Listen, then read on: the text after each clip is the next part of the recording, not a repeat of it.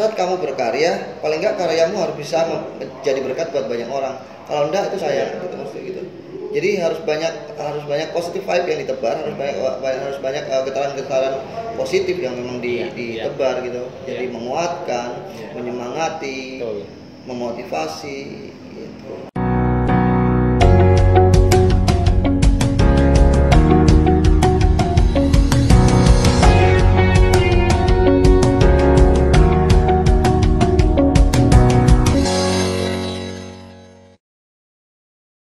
Selamat sore semuanya guys, semangat pagi. Semangat pagi. Ya, Baik to Work Indonesia langsung siaran juga dari Baik to Work Purwokerto. Salam sehat dan salam bahagia. Ya, sore ini ya kita akan ngobrol bareng dengan brand ambassador Baik to Work Indonesia, Om Denny Fras. Iya, selamat sore Om Denny. Belum. Oke ya, ini insya Allah ini udah ini ya. Prokes tadi udah kita cek ya. Ya, kita terapkan Ya, insya Allah prokes. kita tetap sehat, menjaga prokes di mana saja. Harus saling menjaga. Ya, ini karena insya Allah kita sudah kontrol tadi lah ya. Oke, Om Denny Fras ya, seorang Om Denny Fras ya. Kemarin kitanya udah habis ketemu di mana ya? Rapnas Baik to Work Indonesia di Magelang. Ya, jadi Om Denny itu bisa gabung dengan Baik to Work ini seorang musisi gitu ya. Jadi pekerja musik atau pekerja seni. Mungkin ini saya balik ini ceritanya dari belakang dulu. Kalau awal kenal, sebenarnya kalau kenal Baik to Work emang udah lama. Tahu dalam artian tahu ya, tahu Baik to Work udah lama. Cuman lewat dari stiker-stiker doang tuh. Sama lihat itu logo-logo doang kan. Mulai bersinergi atau bekerja sama atau bergerak bersama Baik to Work itu udah pas pandemi kemarin. Jadi menuju ulang tahun Baik to Work ke-15, mereka pengen terus waktu itu juga sempat lagi boomingnya bersepeda. Iya. Waktu mungkin 5 tahun yang lalu ya? Enggak, tahun lalu. Baru tahun lalu. Pas pandemi berarti. Pas pandemi tahun lalu kan lagi boom tuh sepeda. Terus Baik to akhirnya ini kayaknya pas nih dalam artian kalau memang bikin pergerakan baru, dan kebetulan lagu saya yang dipakai untuk sebagai anthem untuk campaign. Jadi judul lagunya Mari Bergerak Kawan. Akhirnya saya bergerak dengan Baik to Work. Dibilang, mereka tanya gimana kalau lagunya kita pakai untuk pergerakan nih, ya aja. Dari situ akhirnya kita ya udah mulai campaign tentang bersepeda, tentang pas bertepatan dengan 15 tahun Baik to Work waktu itu. Iya. Jadi mulai campaign, mulai gencar kembali. Karena sebelumnya memang sebenarnya agak sedikit kendor kan kemarin sebelum itu. Tapi mulai tahun lalu itu mulai gencar, mulai dari jalur sepeda sampai parkir sepeda, sampai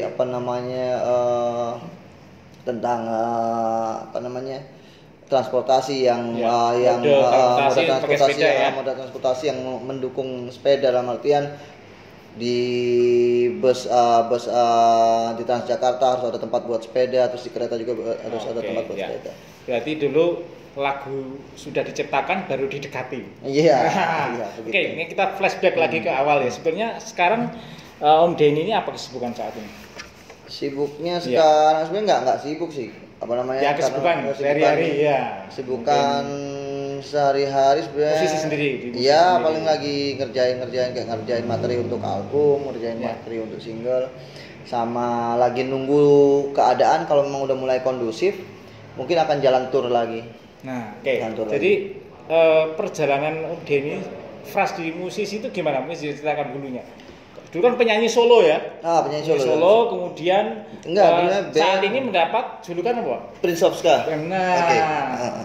Jadi awalnya sih sebenarnya jatuh cinta sama musik ini, Jamaican musik ini kan, ya Jamaican musik itu kan include ska, reggae dan sebagainya.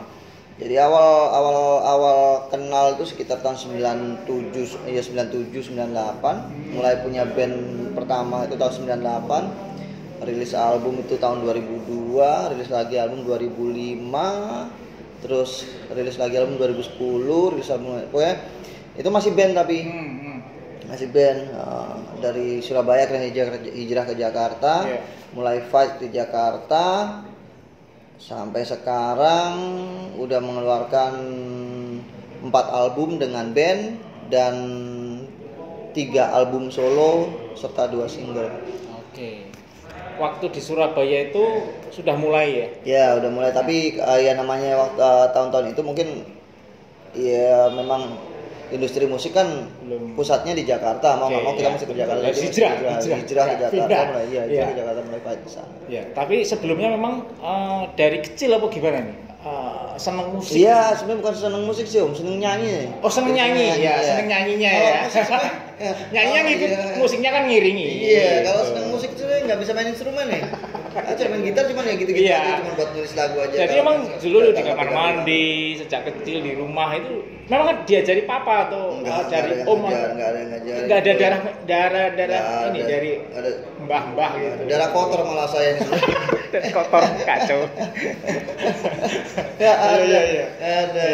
Tapi saya lihat di biodat itu ada darah ente Polres ya? Enggak, kalau papa orang Timor, orang NTT ya, orang Soe Kupang, papa. Jadi lahir di sana memang ya? Enggak, saya lahir besar di Surabaya. Kalau papa lahir daerah besar sana. Kalau papa memang asli orang sana, terus nikah sama mama Surabaya. Mama orang Surabaya. Jadi saya lahir dan besar di Surabaya. Ya, jadi dalam suka nyanyi bukan musik saja. Itu tadi ke SKA dan Regi itu ceritanya gimana? Tadi SKA sama Regi itu ceritanya ya karena kumpul-kumpul teman aja Om. Jadi kumpul-kumpul teman, akhirnya enak nih musik ini ya udah. Sampai sekarang akhirnya jadi profesi. Iya. Iya. Enggak tahu ya Om. Album pertama apa dulu? Album pertama dulu waktu bikin dulu masih sama band dulu tahun 2001 itu ada dulu kayaknya belum YouTubean ya? Belum eranya masih dari mulut ke mulut. Iya, dulu masih enggak, dulu ada namanya Friendster. Ya, betul. Friendster dulu sosmednya ya. Sama MySpace. Iya.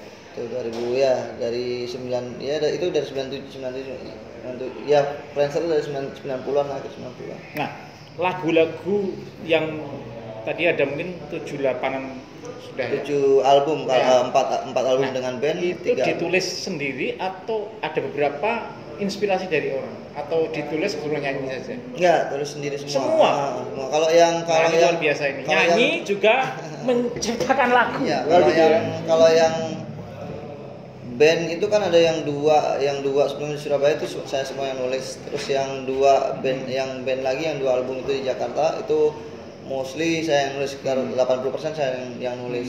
Nah setelah itu kan saya rilis solo tuh, jadi semua saya nulis sendiri.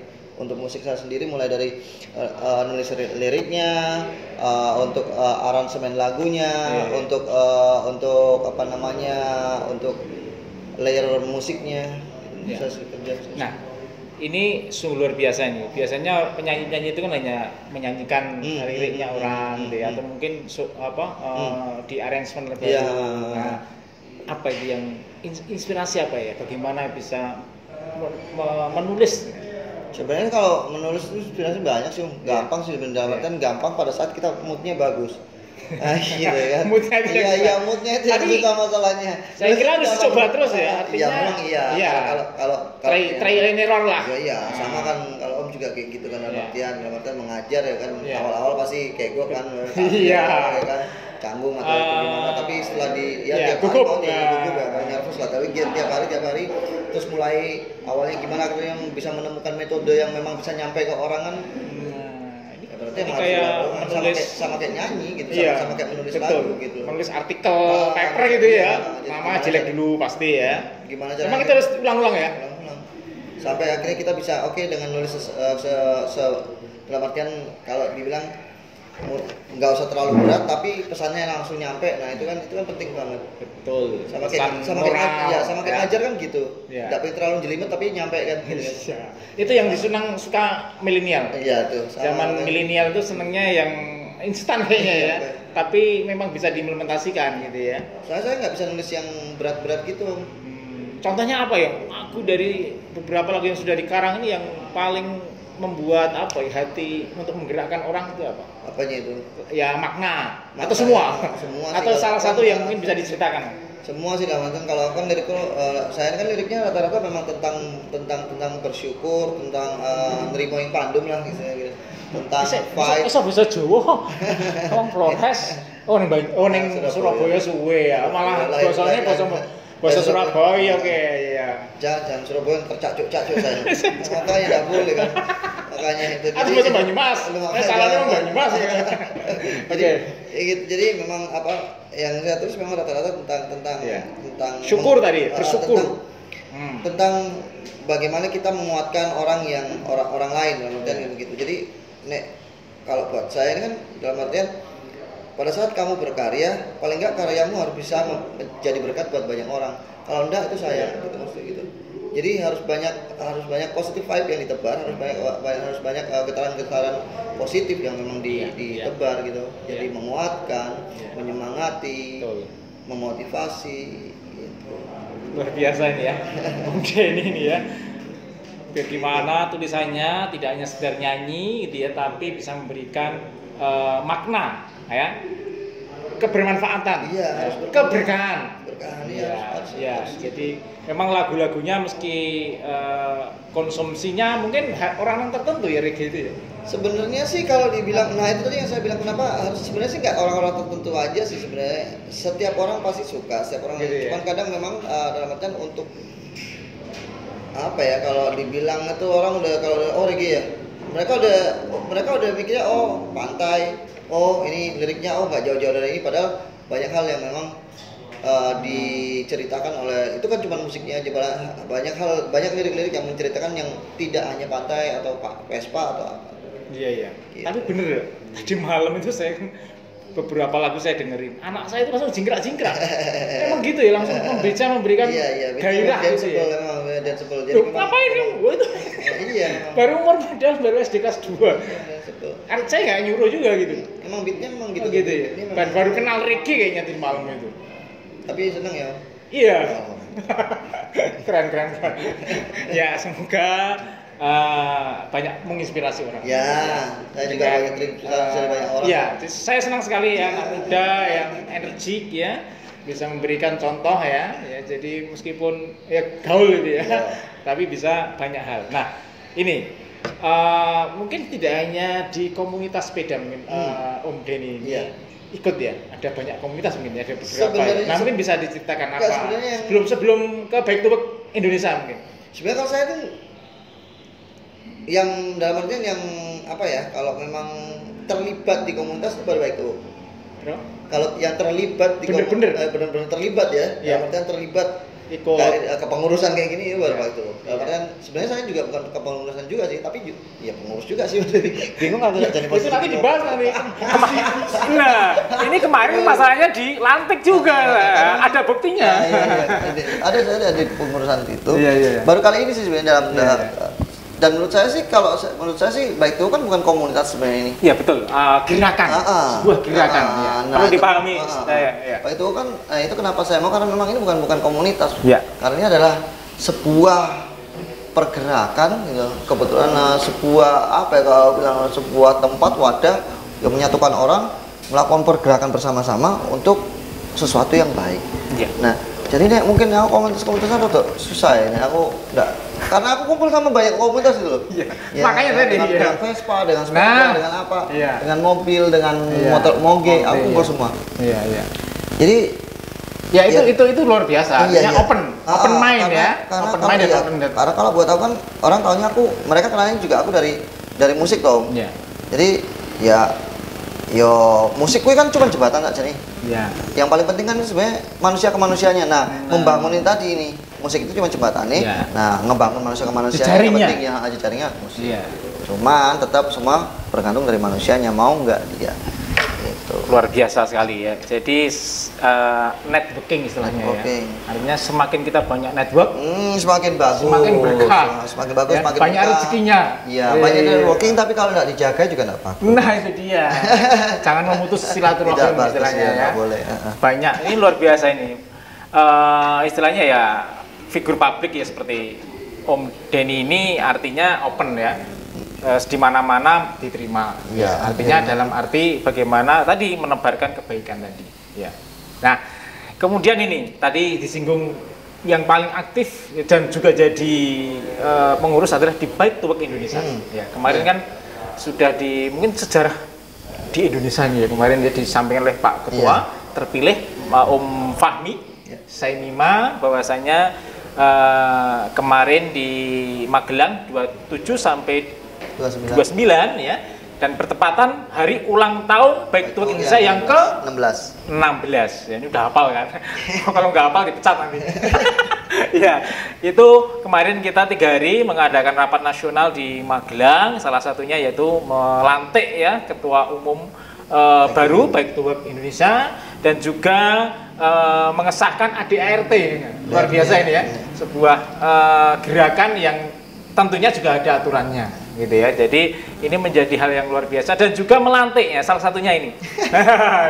Kebetulan saya juga mengikuti, dan salah satu korwil pertama di Indonesia di pengurusan Bike to Work Indonesia itu juga Purwokerto. Ya, ini sejarah luar biasa. Nah ini Om Denny ini ya. Jadi tadi sebenarnya sudah ditanyakan terkait dengan asal pertama dulu siapa yang istilahnya mengundang bergabung dengan Bike to Work. Iya. Om Fahmi. Om Fahmi. Bukan sebelumnya kan Om Pudot ya. Om Fahmi. Om Fahmi ya. Oke, luar biasa ini ya. Jadi cocok dah klop ya. Memang Om Fahmi sebenarnya kemarin kan ada beberapa yang sudah diajukan mengundurkan diri gitu ya. Om Fahmi alhamdulillah bersedia. Ya, memang berat ya. Jadi ketua Indonesia ya Om masalahnya. Iya, dan juga bukan profit. Iya kan? Bukan profit gitu ya, tapi alhamdulillah kemarin ini iklan atau enggak ya sekalian ya. Support banyak sekali ya. Di antaranya yang paling support KAI. Nah, rekan-rekan mungkin bisa cerita ini pengurus ini sekali mengawasi. Gimana? KAI ini supportnya dengan Bike to Work Indonesia. Jadi kalau dibilang supportnya KAI kemarin dari awal dari agenda yang ditembi waktu itu dia sudah support dengan menyediakan untuk gerbong untuk sepeda dan juga untuk teman-teman yang berangkat ke Tembi ke Jogja sebelum tahun. Terus kemarin juga gitu juga. Untuk kedepannya kita bisa bersinergi dalam artian saling support, saling mendukung untuk saling mengingatkan bahwa nanti ada beberapa gerbong khusus sepeda di tiap KA. Juga kan kemarin udah sempat dibilang bahwa ada gerbong khusus sepeda juga yang di Padang. Terus nanti ada juga parkir di tiap terminal stasiun mulai KRL komuter sampai stasiun besar. Jadi buat teman-teman yang dimanapun yang kalian berada, kalau memang di stasiun nggak ada parkir sepeda, silakan kabarin kami atau silakan bilang ke kepala stasiunnya, Pak, kok nggak ada? Laporin dalam 1-2 jam harus ada parkir sepeda di nanti kita sediakan. Luar biasa ini ya. Ini langsung ya dari salah satu pengurus Bike to Work Indonesia menyampaikan ya, kemarin juga sudah disampaikan juga, dan datang juga dari KAI ya kemarin ya, waktu rapat nasional di Magelang gitu ya, menyampaikan itu saya kira ya. Dan jadi memang awalnya kan memang kita pengen mencoba mensosialisasikan itu Om, dalam artian bagaimana kita sebagai pesepeda kalau ingin keluar kota ya cuman bawa sepeda tok itu loh, nggak usah bawa mobil kan. Jadi benar, dalam artian begitu ya memang itu harus didukung salah satunya dengan PT KAI dong gitu. Jadi KAI memang harus akhirnya mereka support, dalam artian ya itu salah satu yang bagus, salah satu pergerakan atau sinergi yang bagus. Jadi begitu pesepeda ini sampai ke kota yang berikutnya, mereka tetap sepedaan, dan mereka nggak, kalau mereka bawa mobil, bayangin kalau mereka bawa mobil sampai sana tetap ngasih polusi juga. Nah, meskipun sepedaan loh di sana, tapi kan dia bawa mobil sampai sana ngasih polusi. Biasanya ciri-ciri yang 9 lipat. gitu tuh. Tapi nggak apa-apa. Aku 9 lipat loh. Enggak, biasanya kan taruh di mobil kemana baru turun gitu ya. Ya nggak apa-apa. Tapi ini usaha enggak. Tapi ini luar biasa tadi, salah satunya PT KAI sudah memberikan support ya terhadap para pesepeda, baik pekerja tentunya ya. Karena ini memang Bike to Work ya, ngepit nganggo kerja nganggo sepeda. Nah, apapun ya, mau ngajar, mau nyanyi ya, mau ke pasar gitu ya. Nah, insya Allah nih kalau ini masif gitu ya. Ya mudah-mudahan Luar biasa. luar biasa, mudah-mudahan bisa mudah-mudahan setelah KAI mudah-mudahan kita bisa kerjasama dengan maskapai kan lebih Tambah itu. Karena saya kan kemarin sering kayak gitu Om. Ya cerita ini Om Denny ini kan sering keliling Indonesia. Itu gimana ceritanya kalau sepeda antar pulau naik pesawat itu gimana?